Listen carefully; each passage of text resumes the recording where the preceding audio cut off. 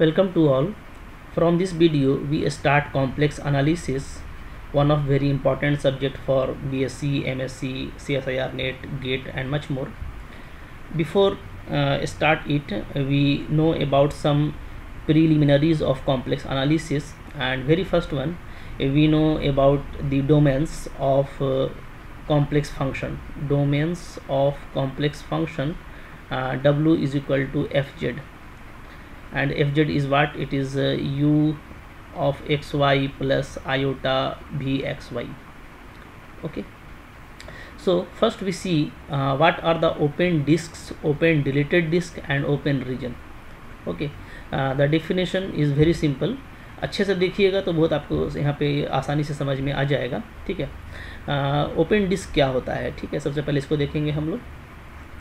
तो देखिए, the open disc of radius r around z naught. ठीक है, आपको एक पॉइंट लेना है जेड नॉट और उसके अराउंड में आपको आर रेडियस का एक डिस्क ले लेना है. ठीक है, then this set of point z with this restriction that is all point within distance r of z naught. ठीक है, यानी इसको आप ध्यान से देखिए. ठीक है, हम यहाँ पे आपको जो आपको ब्राउन रीजन जो है नज़र आ रहा है, जो भी यहाँ पे शेडेड किया हुआ है. ठीक है, इसमें आप देखेंगे ना तो इसमें ये जो सारा ब्राउन रीजन है, ठीक है, ये सब क्या है? ये सब आपका ओपन डिस्क है. ठीक है, open disc around z naught. ठीक है, this domain is open disc around z naught. ठीक है, और इसमें ध्यान दीजिए कि जेड नॉट को भी काउंट किया गया है. ठीक है, मतलब जेड नॉट भी लिया गया है और जेड नॉट के साथ बाकी सारे पॉइंट्स भी लिए गए हैं. ठीक है, ओके, तो ये आपका ओपन डिस्क है. अच्छा, नेक्स्ट है open deleted disc of radius r. तो ये देखिए, ये भी उसी तरह का है, बट इसमें जो रिस्ट्रिक्शन है वो इस तरह का लगा हुआ है, यानी आपको जो है जेड नॉट को नहीं लेना. ठीक है, that is we remove the centre z naught from the open disc. ठीक है, ये जो ओपन डिस्क है उसमें से हमको जेड नॉट को हटा देना है. यहाँ पे जेड नॉट को हटा दिया है तो फिर से नीचे वाला पीछे वाला जो वाइट बैकग्राउंड है वो नज़र आ रहा है.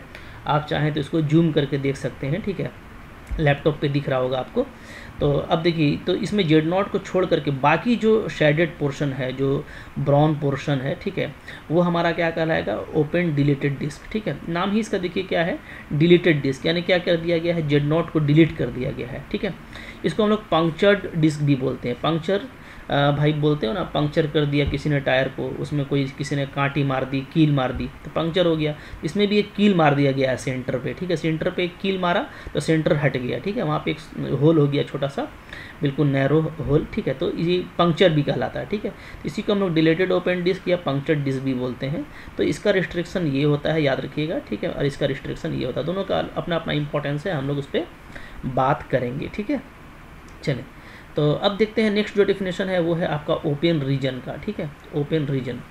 ओपन रीजन क्या होता है? ठीक है, ओपन रीजन और इसका कन्वर्स होगा नॉट ओपन. ठीक है, नॉट ओपन में फिर वो क्लोज्ड रीजन भी हो सकता है. ठीक है, तब देखिए, open region in the complex set is a set A. ठीक है, कोई सेट ए को हम लोग ओपन रीजन बोलेंगे with the property that every point in A can be surrounded by an open disc that lies entirely in A. ठीक है, यानी यहाँ पे आप फिगर देखें, नीचे में फिगर आप देखेंगे तो आपका ज़्यादा क्लियर हो जाएगा, इसलिए मैं फिगर से यहाँ पे समझा रहा हूँ आपको. ठीक है, क्या है, आप इस रीजन को देखो ना, ये जो है ये आपका ओपन रीजन है. This is the open region. This left side region is open region. Okay, ये लेफ्ट वाला आपका ओपन है और ये जो राइट वाला है हमारा, ये मेरा ओपन नहीं है. दोनों को मैं समझा रहा हूँ. ठीक है, तो देखिए, इसमें हम लोग देखेंगे तो इस रीजन में डैश डैश किया हुआ है बाउंड्री को. तो बाउंड्री को डैश डैश करने का क्या मतलब होता है कि बाउंड्री इसमें इंक्लूड नहीं है. ठीक है, जबकि इस रीजन में आप देखिएगा तो बाउंड्री भी रीजन में इंक्लूड है. जैसे बहुत सिंपल तरीके से मैं समझा सकता हूँ. ठीक है, एक रीजन की मैं बात करूँगा, x less than 2 real plane पे. ठीक है, अगर रियल प्लेन पे x लेस दैन 2 खींचना पड़े तो कैसा खींचेंगे हम लोग, आपको पता है. ठीक है, ये हो गया आपका x एक्सिस, ये हो गया मेरा y axis, that is origin. ठीक है, तो आप x इक्वल टू 2 कोई लाइन लेंगे तो x इक्वल टू 2 से दिस वन, तो इसको मैं दिखा रहा हूँ डॉटेड लाइन से. क्यों? इसलिए कि मेरे को ये शामिल नहीं करना है. तो अब 2 से छोटा जो रीजन है, ठीक है, और अगर ये मैं ऐसे ले लूँ कि ये भाई 0 से भी ग्रेटर है. ठीक है, 0 से ग्रेटर है और 2 से स्मॉलर है।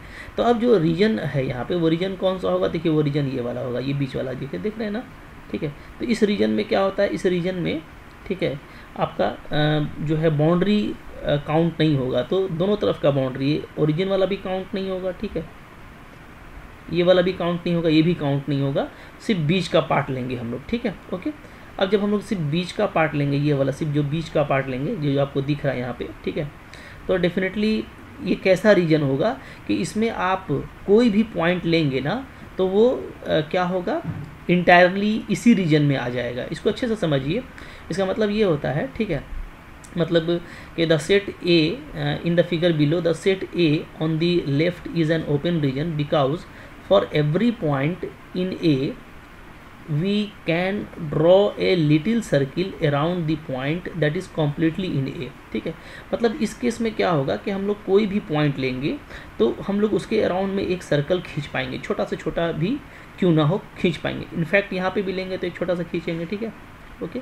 जैसे मैं इसकी बात करूँ तो यहाँ पे लेंगे तो एक छोटा सा खींचेंगे, तो आप बोलेंगे कि भाई बाउंड्री तो इसमें शामिल है नहीं, तो बाउंड्री वाला तो आप जो आपको दिख रहा है उसको तो आप लेंगे नहीं, और उसके पहले कुछ भी आप लेंगे, ठीक है, तो आप नहीं कह सकते कि that is the last point before this dotted boundary. तो वहाँ पे कोई ना कोई एक एप्सिलम सर्कल, छोटा सा छोटा सर्कल जरूर बन पाएगा, ठीक है, जो उसी रीजन के अंदर में आ जाएगा, ठीक है। इसलिए लिखा हुआ है द डैश्ड बाउंड्री, जो डैश्ड बाउंड्री है, line indicates that boundary of A is not the part of A, ठीक है, इस तरह का जो रीजन होता है, ठीक है।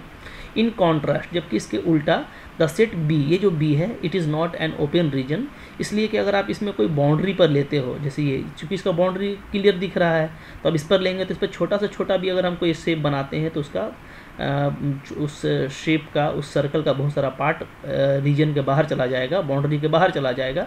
सो ये क्या होगा, ये आपका ओपन नहीं कहलाएगा, ठीक है, ये आपका क्लोज्ड हो सकता है। जैसे अगर मैं ये एग्जांपल ले लूँ, ठीक है, ये वाला, ठीक है, तो इसमें अगर आप देखेंगे तो इसमें देखिए ये हो गया, ठीक है, ये हो गया मेरा x, ये हो गया y, ये हो गया ओरिजिन, तो ये आपका x इक्वल टू 2। अब इसको हम लोग डैश नहीं दिखाएंगे क्योंकि ये x इक्वल टू 2 भी आपका शामिल होने वाला है, ठीक है।